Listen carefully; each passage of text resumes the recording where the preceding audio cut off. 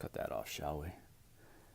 Here's my Batman toy collection, mainly focused on the Tim Burton films starring Michael Keaton. Ones that had a significant impact on me as a kid, being 10 years old at the time when they came out. Uh, when I saw the movie, I just had to have everything Batman afterwards, from the clothes to the toys to the model kits. I had the Converse All Stars with the bat symbols on them that I wore until the soles came off, essentially. Uh, the cereal, gosh, how many bowls of that cereal did I eat from Ralston? I think I can attribute a lot of my dental work that I had in my teenage years to the amounts of cereal I ate, which I would have to say tasted like bat-shaped Captain Crunch. Um, Way better than the Batman Returns cereal, which is kind of like a chocolatey knockoff Cocoa Puffs with some marshmallows in it that just turned your milk gray. But yeah, I mean, shortly thereafter, we actually took a trip to New York, where I got to go to FAO Schwartz and their flagship store made famous by the film Big, starring Tom Hanks. And that's where I got some of my first Batman toys, namely this ToyBiz Batmobile, which is actually my original ToyBiz Batmobile from 1989. What's funny is that after spending a week or so in New York, we shot straight over to Athens, Greece, to visit relatives and finish sort of putting together a small apartment that my parents had bought a few months earlier. And I guess it had been left there in a storage closet, and it wasn't found until a couple years ago when my mom went back there and cleaned out that storage closet, and it was kind of a basket case. I actually ended up buying another one to use as a parts vehicle to restore this to its original glory.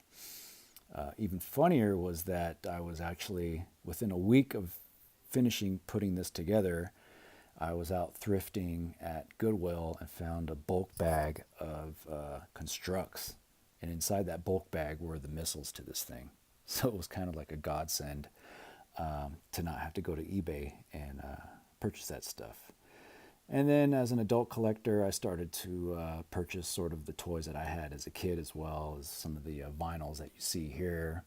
And then once I finished that, I sort of branched out into some other things like this Popey Japanese package figure here, and like this Bandai pullback.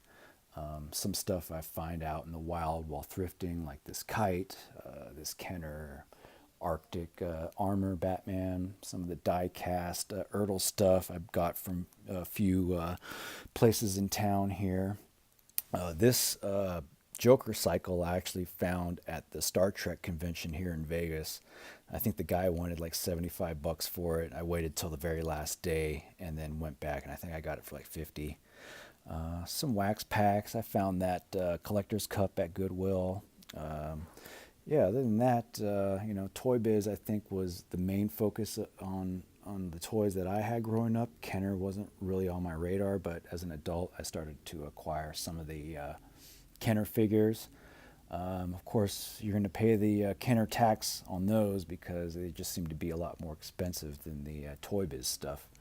Although I'd have to say that the Kenner version of the Batmobile is definitely more true to the movie vehicle than the Toy Biz version. But again, you're going to pay a lot more money for one of those. I actually had the Bat Missile too in the box, but I sold it. Now I did actually, as a kid, have the Quick Change Batman. That was one of the last sort of Batman figures that I acquired, and it was one of those things that I saved up my allowance and actually rode my bike from where I lived in Fair Oaks, California, to Citrus Heights, where the Toys R Us was, just to acquire that figure. What else can I say? Well, you can see everything is displayed on a custom-made Batman table as well, which I can clear off for you in a second, show you.